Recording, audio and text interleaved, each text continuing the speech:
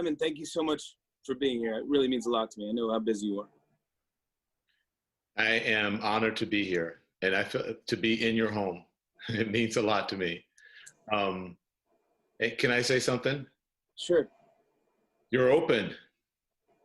Wow. Um, Bravo, brother. And that's exactly what we all need to do is examine ourselves. And that was really honest and very brave of you. And I appreciate you having the depth really to do what you did in that open. That's amazing. I wish more people would do that because we can't go back to the way we were. Even before this death happened with George Floyd, with the pandemic, Jimmy, we weren't going to go back to life the way it was. And now that this happened, we can't go back. So this is a time for us to change. And I think I appreciate you for stepping up and being a leader and doing a change and helping the change. I wanted to thank you for saying that, but I wanted to thank you even before we got into this, just to say, before this, just for the pandemic, when that was happening, thank you for staying on the air and being there for all of us.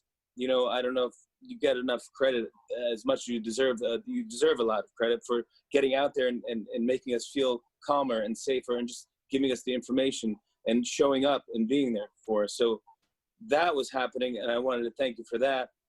And now I saw your special last night, I Can't Breathe, Black Men Living and Dying in America. And that was absolutely phenomenal. Bravo to you for that. What has this been like for you professionally? Well, professionally, it's tough because it's so personal, you know?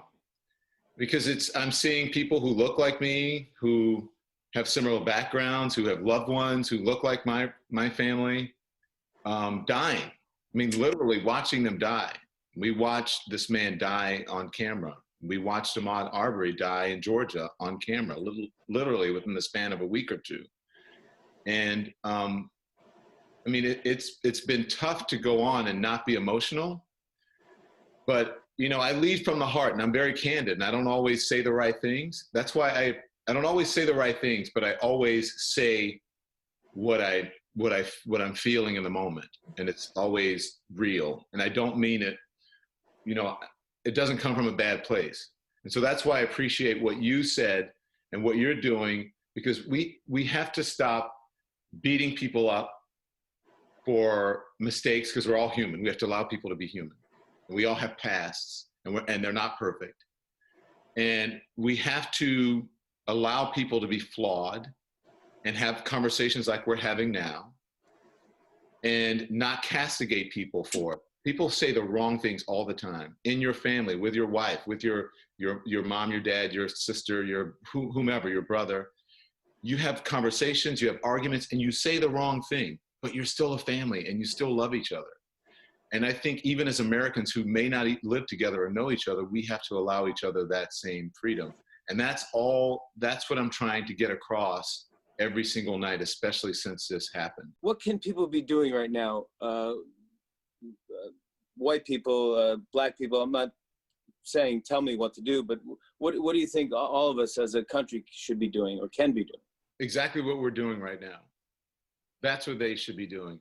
And every time something like this happens, Jimmy, we say, we need to have a conversation. We need to have a conversation. Yes, we need to have a conversation, but that is at the very minimum. We should be having a conversation. White people, get some Black friends. Examine your social circles. Do you have any people of color in your social circles besides people you work with, or maybe who work for you, or maybe you ride the subway with? I mean, who live in your neighborhood? Do you? I mean, just let's be honest. And look at your staff. If you work, look at the people you work around, especially if you're a boss. How many people of color do you have on your team? How many direct reports do you have? Because that influences what you put out in the world.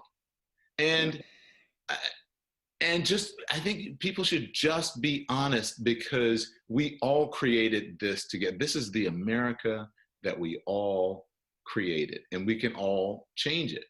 if we really wanted to. And we have to stop asking, well, what can we do?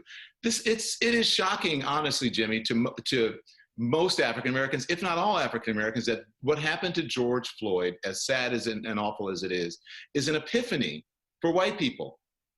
It's not an epiphany. It happens all the time. And many people make these calculations every time they see it. Well, this doesn't happen much. They're making an excuse. And it happens to white people. How much videotape? Have you seen videotape like that of white people? And if you do, it's very rare. Have you seen it, Jimmy? No. Okay.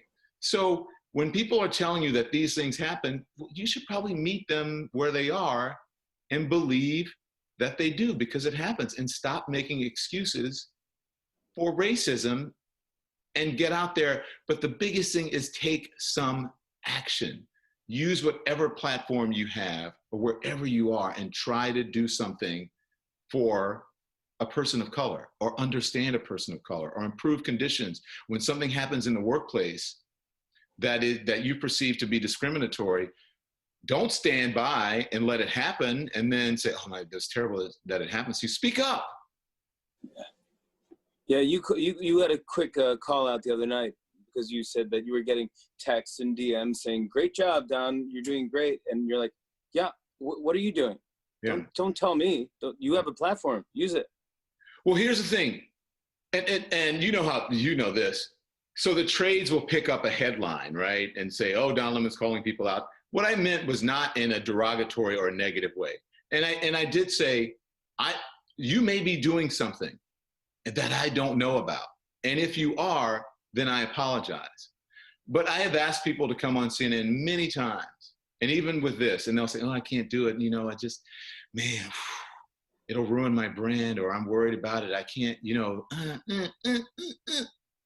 And if you don't help those young people who are really out there and try to change that narrative about all of this rioting and everything is bad and Black people are causing chaos, if you don't step up to those people who are standing on an abyss and trying to change things, when are you going to do it, Black or white?